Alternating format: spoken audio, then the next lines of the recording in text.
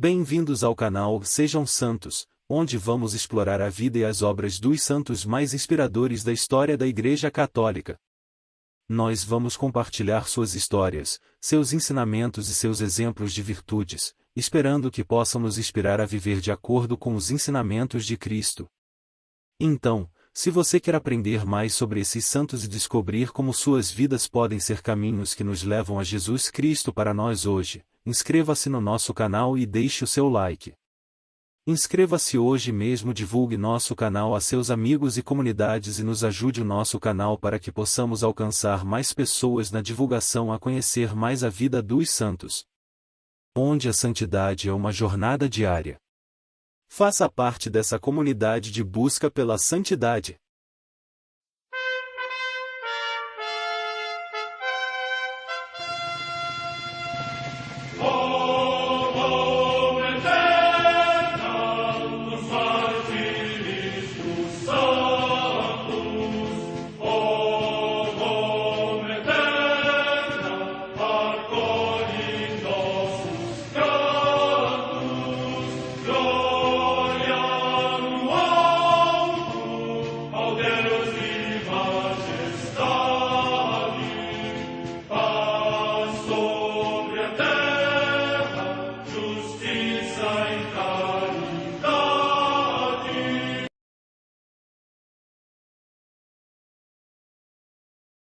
Ler a vida dos santos desperta em nós o desejo de seguir a Cristo. Através de suas vidas podemos aprender as virtudes, a sabedoria e o amor de Deus. Cada santo nos oferece um modelo de vida a ser imitado, como diz São Paulo na carta aos Hebreus, capítulo 12, versículo 1. Estamos rodeados por uma nuvem de testemunhas. A Igreja foi fundada por nosso Senhor Jesus Cristo não apenas como uma instituição, mas uma autêntica família. Os santos mártires, confessores, doutores, as virgens, os santos pastores e todos os demais santos são realmente nossos irmãos que nos precederam no caminho da fé e já estão no céu, para onde também iremos nós, pela graça de Deus. Portanto, sede santos, assim como vosso Pai Celeste é santo. Mateus capítulo 5, versículo 48. Hoje, dia 5 de janeiro, celebra a Igreja a vida desse grande santo, Santo Eduardo, o Confessor. A Santa Madre Igreja celebra também nesse dia os santos. Em Alexandria, no Egito, Santa Sinclética, que, segundo a tradição, seguiu a vida eremítica. Morte no século IV. Em Cartago, na atual Tunísia, São Deográcias, bispo, que resgatou muitos cativos trazidos da cidade de Roma pelos vândalos, abrigando-os em duas amplas basílicas preparadas com pequenos leitos e esteiras. Morte no ano 458. Em Roma, a comemoração de Santa Emiliana, virgem, tia paterna de São Gregório Magno, que, pouco depois da sua irmã Tarsila, partiu deste mundo ao encontro do Senhor. Morte no século VI. Na Bretanha Menor, região da atual França, São Convoião, abade, que fundou em Redon um mosteiro de São Salvador, onde, sob a sua direção e seguindo a regra de São Bento, floresceu uma pléiade de monges insignes pela sua grande piedade. Destruído seu cenóbio pelos normandos, construiu um novo mosteiro em Saint-Martin-de-Plélan, onde faleceu octogenário.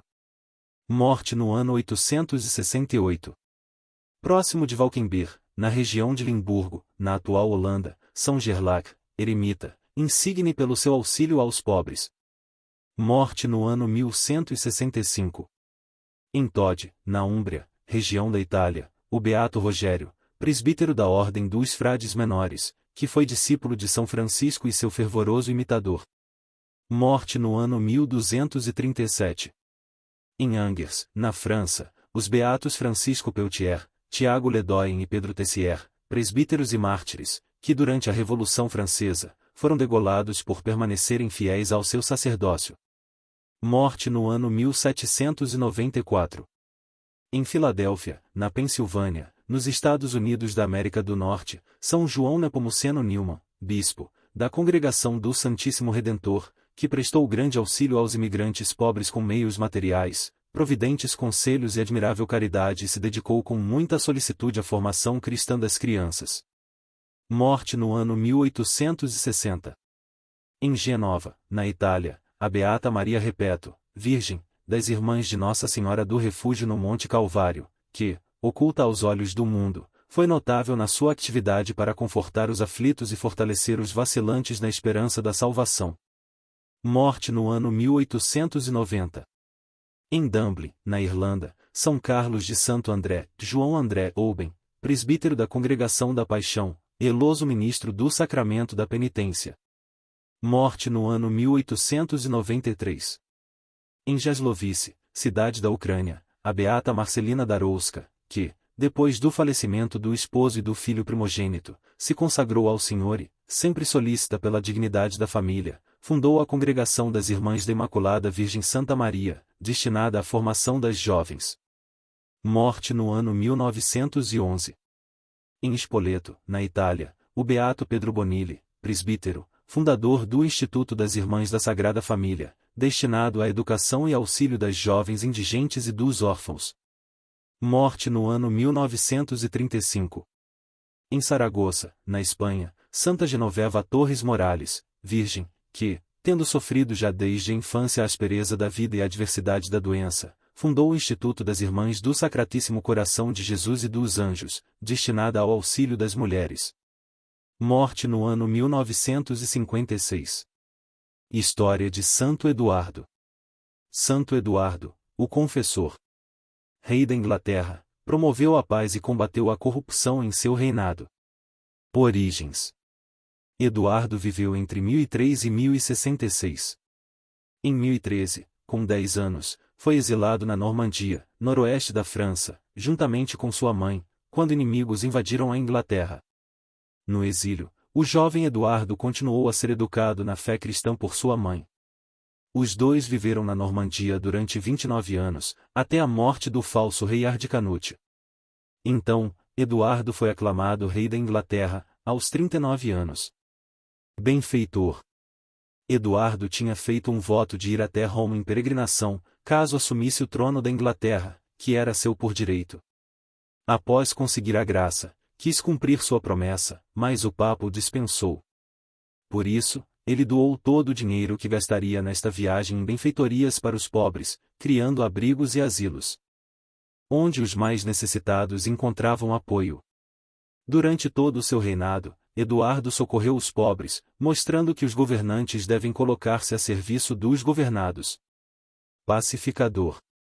A Inglaterra vinha sofrendo grandes tribulações há anos, por causa de brigas entre os partidos normando e anglo-saxão. Sendo ele anglo-saxão, mas tendo vivido entre os normandos, conhecendo os dois lados, estabeleceu o diálogo e conseguiu promover a paz entre os inimigos. Além disso, Eduardo aboliu várias leis opressoras e injustas e instaurou um governo que promoveu a paz e a prosperidade na Inglaterra. Casamento e política. Com a intenção de firmar a paz definitivamente, o rei Eduardo casou-se com Edith Goulvin, filha de seu adversário político mais difícil, chamado Barão de Goulvin. Casamentos arranjados eram coisa comum naquele tempo, mas ainda entre os governantes. O barão, por sua vez, como sogro do rei, achou-se na condição de governar o país e começou a fazer armações políticas neste sentido. Quando o rei Eduardo percebeu que suas conquistas corriam o risco de serem perdidas, exilou o sogro e colocou a esposa num convento. Ao ver que o país voltará ao rumo certo, voltou a conviver com sua esposa, por quem era apaixonado. Obras de gratidão a Deus. O rei Eduardo era homem de oração, meditação da palavra e ascese espiritual. Vendo realizado seu sonho de governar seu país no rumo da paz e da prosperidade, Eduardo sentia-se grato a Deus. Por isso, decidiu restaurar a grandiosa abadia de Westminster, na qual, anos depois, ele foi sepultado. Desapego. Santo Eduardo era desapegado dos bens materiais. Certa vez, quando voltava de uma missa, um pobre aproximou-se dele para pedir esmola. Eduardo viu que este pobre representava um grupo de necessitados que estavam ali sofrendo a míngua. Então, ele deu a ele seu precioso anel de rei. Os pobres tiveram suas vidas transformadas por causa disso. Mais tarde criou-se a tradição de que o pobre que tinha lhe pedido esmola era São João Batista. Na verdade, era o próprio Jesus, que disse: "Tudo o que fizerdes ao menos dos pequeninos, por causa de mim, é a mim que o fazeis." Mateus 25. Corpo incorrupto. Santo Eduardo faleceu no dia 5 de janeiro, após cumprir um reinado memorável para a Inglaterra. 50 anos após sua morte, decidiram trasladar seus restos mortais dentro da abadia e descobriram que seu corpo estava intacto. Assim, ele foi trasladado com toda a solenidade para a igreja principal da abadia de Westminster. Isso aconteceu um ano após ele ter sido canonizado, em 1162. Oração a Santo Eduardo. Ó Deus, que concedestes a Santo Eduardo a graça de governar com justiça, promovendo o verdadeiro bem para seus governados, concede-nos a graça e governar nossas vidas e nossos bens com justiça e procurar verdadeiramente o bem do próximo. Por Cristo, nosso Senhor. Amém.